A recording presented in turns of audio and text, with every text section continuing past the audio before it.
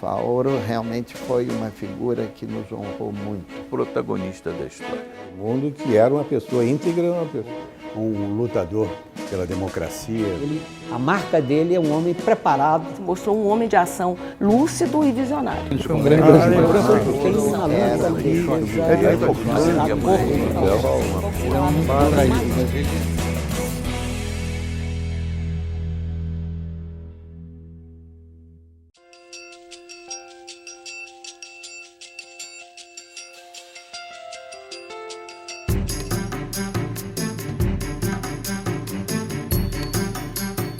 Eu creio que naquele momento ninguém imaginava que a importância do Dr. Faoro para a redemocratização do país. Por quê? Porque éramos dois blocos que não se comunicavam. De um lado, a ditadura militar. E de outro lado, a sociedade. Ele se destaca, então, no mundo jurídico como um intelectual de proa, de liderança, que articula a questão jurídica à questão política. Eu acho que outro grande momento dele da presidência da Ordem, que eu acompanhei bem, foi a Conferência de Curitiba, né? Que foi uma conferência voltada realmente para a restabilização do Estado de Direito. As monografias todas eram nessa linha, e que o presidente da República se fez representar, que era o consultor-geral da República, o doutor ministro Luiz Rafael Maia, que, aliás, tinha sido responsável por um parecer dado por ele como consultor-geral da República, quando se quis colocar a ordem sobre a égide do Tribunal de Contas, né?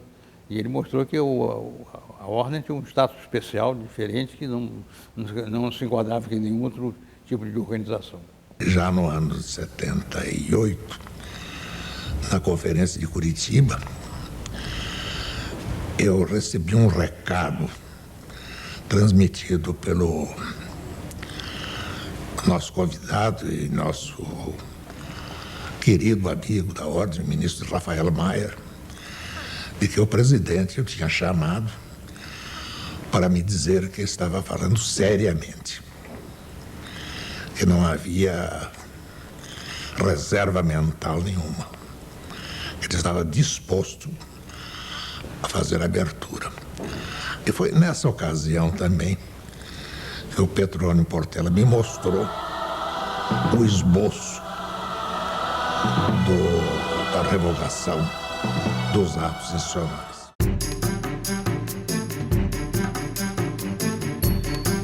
A missão Portela foi exatamente uma sinalização do governo de que, de fato, havia um projeto de redemocratização, a despeito do pacote de abril, que sinalizava em direção contrária, e era necessário, efetivamente, buscar apoio político, né, para esse projeto. A solução foi ir atrás da sociedade civil e das instituições representativas dessa sociedade. A OAB era a instituição que mais despontava, porque na ausência de um Ministério Público independente, a OAB fazia até às vezes de Ministério Público. Era, de fato, uma instituição muito representativa num regime de exceção. E, através de um contato de um jornalista amigo, do amigo comum do meu pai e do Raimundo Fauro, do meu pai Petrônio Portela e do Raimundo Fauro, o Raimundo Fauro imediatamente se dispôs à conversa. O Faoro era um intelectual, jurista, homem correto, corajoso.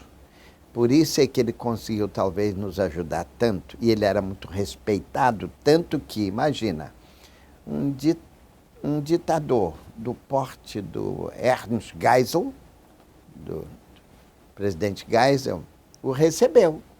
E ele falou o que tinha que falar. Cobrou o que tinha que cobrar. E deve ter tido um peso enorme. Eu acho que nós devemos perceber que tanto Petrônio Portela quanto Raimundo Faoro expressam a voz das ruas. O senador Petrônio Portela falava em nome dos eleitores.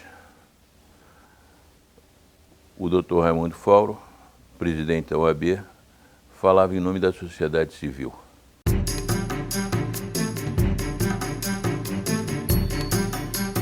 Coincidiu com a vontade também do governo de então de começar um diálogo para a possível liberdade ou abertura, vamos dizer, política.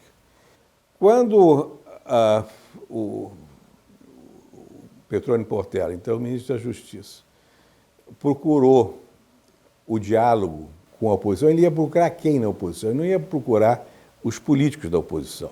Então ele procurou a Ordem dos Advogados, a presidência, e teve a sorte de encontrar do outro lado o Raimundo. Ele é a ponte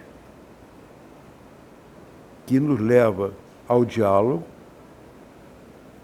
e a partir desse diálogo é que nasce a possibilidade da lei de anistia, que nós negociamos com o Petrônio, e o Petrônio negociava com a ditadura. O Wilson Egito Coelho convenceu o senador Petrônio Portela a aproximar o Raimundo Fauro, presidente do Conselho Federal, do presidente Ernesto Geisel. Aparentemente parece uma coisa fácil, talvez hoje fosse fácil, dentro dessa interlocução dos interesses políticos, democráticos, mas naquela época isso era uma coisa intransponível. Houve uma conjuntura política organizada para que o presidente do Conselho Federal chegasse lá, porque senão ele também não recebia, nem com audiência, nem com pedido, nem nada. Teria que haver um trabalho político como foi feito, né? Raimundo nunca pretendeu ser nada além daquilo que ele era. Então, isto fez com que ele fosse o melhor interlocutor. O ministro Petrônio Portela era um homem bastante realista. Mas, apesar do realismo, lutou contra a maré em algumas vezes, inclusive neste episódio da abertura. Ele queria mudar a realidade, ele estava certo de que a compressão, mesmo depois da abertura, poderia levar o país a um impasse e, eventualmente, uma catástrofe. A luta e o intercâmbio entre interesses, o intercambiar desses interesses e a contraposição também deles. Isso tudo faz parte do jogo democrático que marca e caracteriza uma sociedade livre e plural.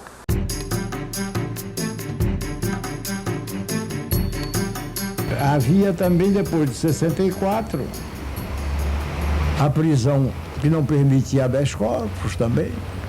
O habeas corpus foi suprimido para a matéria política.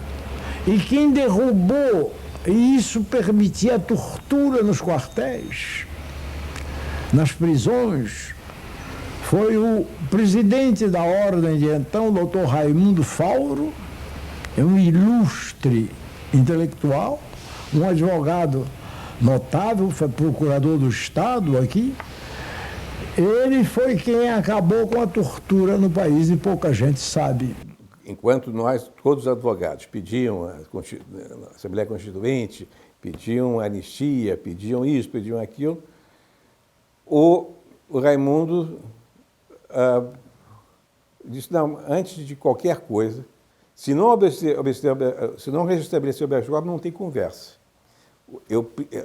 A ordem precisa de um sinal concreto para continuar as negociações, vamos dizer assim, para a anistia e, no final, a Assembleia Constituinte. Mas eu diria que ele foi determinante para o habeas corpus.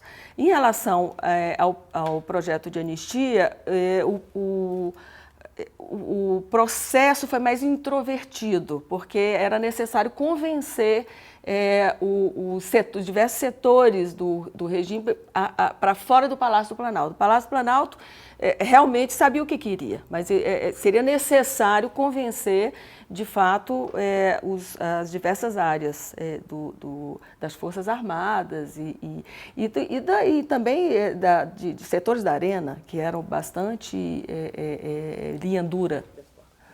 Eu acho que foi a forma como ele dirigiu o seu presidente Geisel, de forma contundente e firme, compreende?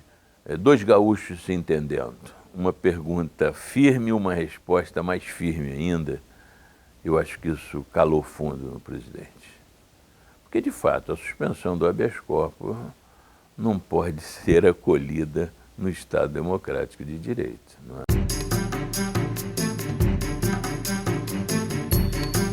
Todo mundo reconhecia no Fauro, comentava entre os advogados, olha, felizmente tivemos o presidente certo para a hora certa, Fauro.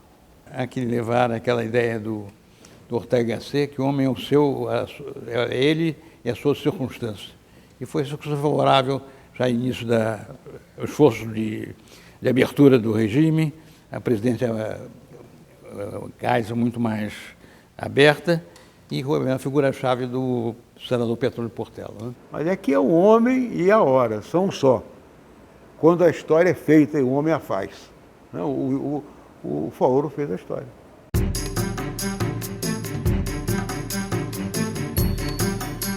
Quando estávamos sendo julgados na segunda auditoria de São Paulo, auditoria militar, aqueles que foram presos durante o massacre da Lapa, nós prestamos depoimento. E eu e Haroldo Lima, como parte do nosso depoimento, nós apresentamos cartas de denúncia da tortura. E, posteriormente, a minha esposa, Maria Auxiliadora, e meu advogado, Luiz Eduardo Greenhal, estiveram com o presidente da OAB, então o presidente Raimundo Faoro, e foram recebidos exatamente pela dona Lida Monteiro, que um ano depois foi assassinada com a bomba pelos terroristas que representavam os interesses e a ação política repressiva da ditadura militar. E o doutor Raimundo Fauro resolveu encaminhar a minha carta para o jornal O Globo. E o jornal publicou.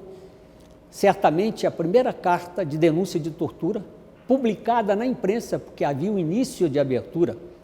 Posteriormente, o senhor Rogério Marinho se dirige por telefonema ao doutor Fauro, dizendo que os militares estavam com a disposição de emitir uma nota de protesto pela publicação.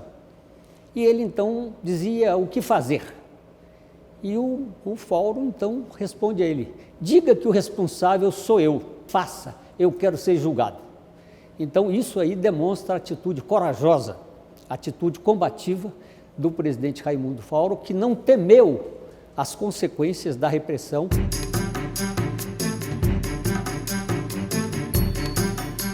O Faoro realmente foi uma figura que nos honrou muito.